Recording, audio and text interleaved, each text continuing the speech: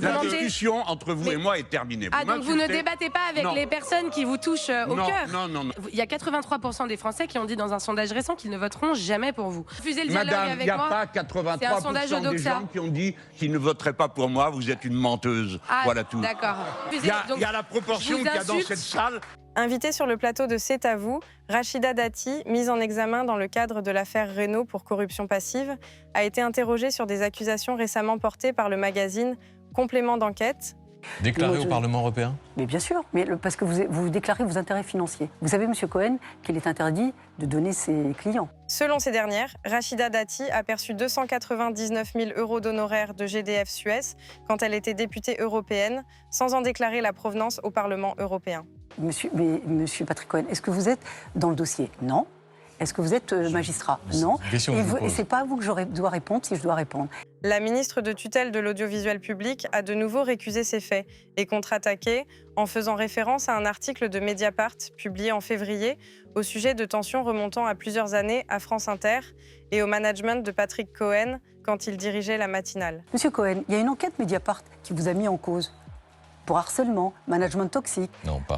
Si, l'enquête Mediapart qui est ressortie très récemment. Est-ce que c'est vrai, Monsieur Cohen? Est-ce que vous harcelez vos collaborateurs? Est-ce que vous êtes désagréable avec les gens avec lesquels vous travaillez? C'est affirmé dans une enquête Mediapart.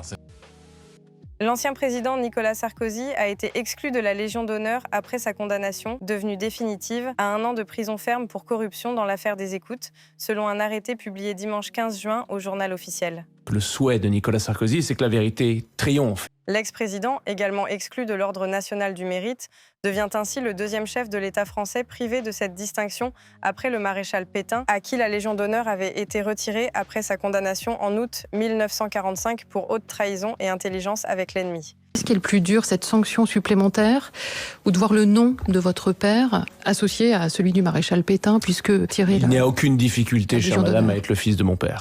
L'ancien président Nicolas Sarkozy a pris acte de son exclusion de la Légion d'honneur et rappelle que la Cour européenne des droits de l'homme doit encore se prononcer sur son recours dans l'affaire des écoutes, a indiqué son avocat Patrice Spinozzi dans une déclaration transmise à l'AFP. Le président Jacques Chirac lui remet la Légion d'honneur suite à sa participation à la prise d'otage de HB à Neuilly en 1993. Human Bomb. Et à tous ces détracteurs et à tous ces critiques, aujourd'hui, je leur souhaite un centième, si ce n'est un millième de son courage dans cet acte. L'émission culte du groupe RMC Les Grandes Gueules est allée à la rencontre de ses auditeurs aux 4 coins de l'Hexagone. Mais c'est au pied de l'Assemblée nationale que l'équipe s'était installée pour la dernière étape de leur événement. Le vendredi 20 juin, conviant 3 figures majeures de la politique autour de la table, Gérald Darmanin, Marine Le Pen et Jean-Luc Mélenchon. Parce qu'à LFI, en fait, vous n'avez plus rien de gauche. Vous parlez d'un antisémitisme résiduel quand une enfant de 12 ans s'est fait violer à coups de sale juive. Écoutez, 5, je termine ma phrase, monsieur. Ce dernier a profité de l'instant pour livrer une réflexion franche sur sa défiance envers les médias. Tout en conjurant les journalistes de vouloir l'inviter pour se faire Mélenchon, à l'exception de ses hôtes du jour, le leader de la France insoumise s'est violemment accroché avec une chroniqueuse du programme. Non, mais bon, non, je n'ai pas dit ça et vous le savez aussi bien que ça. Je termine ma phrase. Non, vous êtes juste une ancienne candidate de la liste Europe Écologie Les Verts qui trouvait l'occasion de me taper dessus. Parce que quand vous avez été sur cette liste, avec cette magnifique ligne que vous défendez, vous avez diminué par 2 le score de votre liste. Alors s'il vous plaît, ayez au moins la pudeur de ne pas insulter les gens. À la tribune du congrès du Parti socialiste à Nancy, Jérôme Guedj a qualifié le leader insoumis, dont il fut longtemps proche, de salopard antisémite. Je vais exprimer un regret, c'est d'avoir utilisé ce terme de salopard, un terme venu dans l'emportement, a-t-il d'abord confié lundi 16 juin sur BFM TV. Je suis un fervent défenseur du rassemblement de la gauche et des écologistes, mais je nous abjure collectivement, ne vendons pas notre âme aujourd'hui au nom de ces huées fanatiques. Ancien proche de Jean-Luc Mélenchon et grand partisan de l'alliance de gauche NUPES après la présidentielle de 2022, Jérôme Guedj a rompu avec LFI après le 7 octobre. Le leader insoumis a tenu depuis des propos très durs et ambigus à son encontre, le qualifiant notamment de l'âge de cette variété humaine que l'on connaît tous, les délateurs. Pour la première fois de ma vie, j'ai dû dire de l'homme que j'ai aimé profondément qu'il est devenu un salopard antisémite, avec des propos qui sont pour nous absolument insupportables. Alors nous devons avoir cette nuance. Pendant plusieurs années, Laurent Baffy était un invité régulier de Cyril Hanouna, que ce soit dans Touche pas à mon poste ou encore La grosse rigolade sur C8. Mais le virage éditorial radical de TPMP a refroidi Laurent Baffy, qui affirme ne pas vouloir retourner sur les plateaux de l'animateur, que ce soit sur la radio ou à partir de la rentrée prochaine sur Fun Radio ou W9. Cyril Hanouna, il m'a bien accueilli, je ne vais pas en dire du mal, simplement maintenant, c'est plus des émissions dans lesquelles on peut aller parce que tu ne peux plus faire ta promo dans une émission qui est devenue totalement politique, controversée, et pour écouter des rubricards, tu vois, j'ai le bistrot d'en bas si je veux entendre des conneries. Hein. Publiée le 3 février 2025, l'enquête est intitulée « À France Inter, le comportement passé de Patrick Cohen fait surface » et compile les témoignages de plusieurs salariés d'ex-collaborateurs. Est-ce que c'est vrai? Est-ce que vous pouvez me répondre? Ne détournez pas la question. Non, je ne vous détourne pas la question. Je vous renvoie, il y a une enquête vous concernant. On y décrit un climat de travail anxiogène, toxique et stressant, imputé à Patrick Cohen lorsqu'il était aux commandes de la matinale de France Inter entre 2010 et 2017. J'en ai fait une politique pénale, la lutte contre le harcèlement, M. Cohen. Il suffirait que je fasse un article 40 pour dénoncer suite à ce papier de Mediapart. Je peux saisir le tribunal. Je vous y invite. Le papier du site d'investigation dresse un tableau peu reluisant de l'ambiance au sein de la rédaction à l'époque où Patrick Cohen y régnait. Selon Mediapart, les témoignages évoquent des critiques acerbes, des humiliations quotidiennes, un management jugé agressif qui aurait parfois entraîné des pleurs. Interne au sein de je vous posais une simple question, il ne s'agit pas de décrédibiliser les journalistes qui vous posent des questions, par exemple, et puis on va passer à autre chose. Avec Mediapart, on peut tout à fait saisir, vous pouvez avoir une enquête... C'est pas très reluisant ce que vous faites, Madame Gatti. Ah ben, parce que vous, franchement, c'est pas très honorant. Ce que vous faites, c'était pas très reluisant. C'est déshonorant. Est-ce qu'on peut continuer à évoquer l'actualité ? Invité des grandes gueules pour l'émission spéciale des 20 ans, Jean-Luc Mélenchon, c'est après avoir rendu dans un premier temps hommage au GG, s'est emporté face à la chroniqueuse et militante écologiste Flora Gebali. Vous réintégrez un député qui a été condamné pour violences sexistes et sexuelles. Donc d'abord, vous n'êtes pas féministe. Ensuite, vous n'êtes pas humaniste. En effet, cette dernière lui a reproché de ne plus être un homme de gauche, de ne pas être féministe et de ne pas non plus être humaniste. Le sang du concerné n'a alors fait qu'un tour. On est justement en train d'assister à deux gauches irréconciliables, ce qu'avait théorisé Manuel Valls. Si c'était ça l'idée, vous avez... Non, c'est pas monté. Flora dit ce qu'elle veut. Vous savez, je suis autonome, je suis une femme, mais je pense par moi-même. Non, mais vous voyez, donc le fait que je lui réponde, c'est avoir une attitude sexy. Non, donc oui, madame, vous avez raison sur tout. Allez, au suivant. Cité par la presse française, le ministère de l'Intérieur a annoncé le déploiement de 4000 forces de l'ordre dans le cadre d'une opération nationale de contrôle des flux. Une offensive contre les migrants sans papier dans les gares et les bus. Ces opérations de contrôle ont été dénoncées comme des chasses à l'homme, des rafles. Selon une note d'instruction datée du 12 juin, adressée notamment au préfet, aux directions de la police, de la gendarmerie et des douanes, l'objectif est de cibler les trajets ferroviaires et routiers considérés comme des voies privilégiées de circulation pour les personnes en situation irrégulière. Ce que vous proposez sur l'immigration ressemble beaucoup à ce que font les agents de l'ICE aux États-Unis. C'est votre modèle ? Non, c'est un modèle républicain. Moi, je fais appliquer la loi républicaine. Ça vous fait envie quand vous voyez les images qui viennent des États-Unis ? Écoutez, est-ce que ça vous fait envie que les lois de la République soient piétinées ?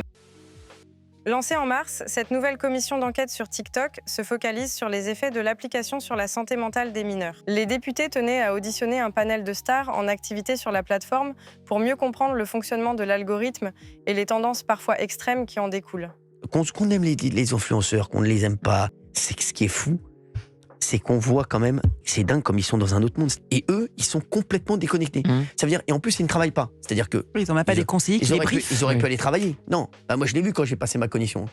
Ils ne travaillent pas, ils ne sont con de rien, ils ne comprennent rien, de la télé. Ils connaissent rien. Mais surtout, ils sont dans un monde parallèle. Oui.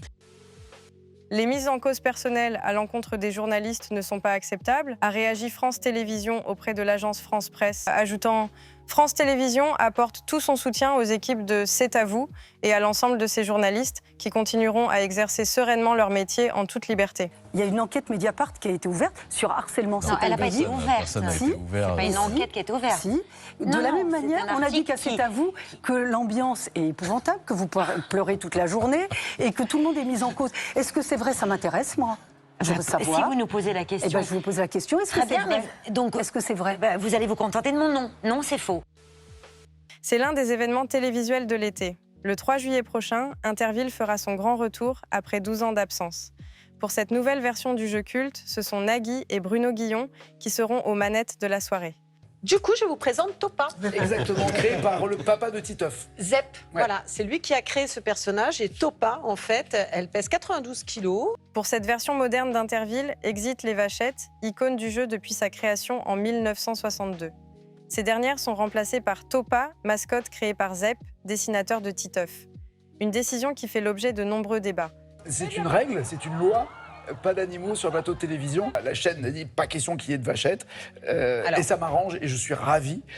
Et pour avoir animé il y a une vingtaine d'années Interville et avoir vu une vachette malheureusement périr sur le plateau, on n'a pas envie de rire et d'être dans ces conditions-là. La secrétaire générale de la CFDT, Marie-Lise Léon, a estimé mardi que le conclave sur les retraites devait s'achever dans la soirée, plaidant que la balle est dans le camp des organisations patronales, notamment sur le sujet de la pénibilité. Interrogée sur l'idée du Premier ministre François Bayrou d'accorder une prime aux salariés seniors, elle s'est dite sceptique. Le patronat ne veut pas reconnaître qu'il y a des métiers pénibles qui nécessitent des départs anticipés. Ça fait des mois que nous le proposons. On a mis une proposition il y a 2 mois sur la table qui est simple. Donc là, nous, je dirais, la balle est dans le camp du patronat. Si aujourd'hui, ils veulent un accord, ils prennent notre proposition. Sinon, il n'y aura pas d'accord. Sinon, il n'y aura pas d'accord avec la CFDT, c'est clair et net. Rachida Dati s'est rendue sur le plateau de C'est à vous. Lors de l'interview, la ministre de la Culture a été interrogée par Patrick Cohen sur les révélations faites par le magazine Complément d'enquête. Très remontée par ces interrogations, la ministre de la Culture choisit alors de s'en prendre directement à son interlocuteur. La Queen, Rachida Dati, Patrick Cohen, grand donneur de leçons devant l'Éternel. C'est un garçon qui donne des leçons à la terre entière et puis lui-même, peut-être, il devrait balayer devant sa porte. La séquence a fait beaucoup de bruit, tant sur les réseaux sociaux que dans le milieu médiatique. Lors de l'heure des pros sur CNews, Pascal Praud a souhaité revenir sur cette séquence. Le journaliste n'a pas hésité à tacler à son tour le membre de l'équipe de C'est à vous. On est un tout petit milieu, tout le monde sait qui est qui. Voilà. Je interrogeais tous les gens qui ont travaillé avec Patrick Cohen. De RTL à Europe 1, interrogez-les. Si vraiment les journalistes veulent faire leur job, et notamment ceux qui sont, entre guillemets, en dessous de lui. Voyez comment il se comporte avec ceux qui ne sont pas, entre guillemets, à son niveau. C'est simple. Tu as des chaussettes dégueulasses, toi. Tu es dans une association où tu milites pour la défense des chaussettes orphelines. Ça ressemble à quoi ton rire, une bagnole qu'on ne peut pas démarrer un matin?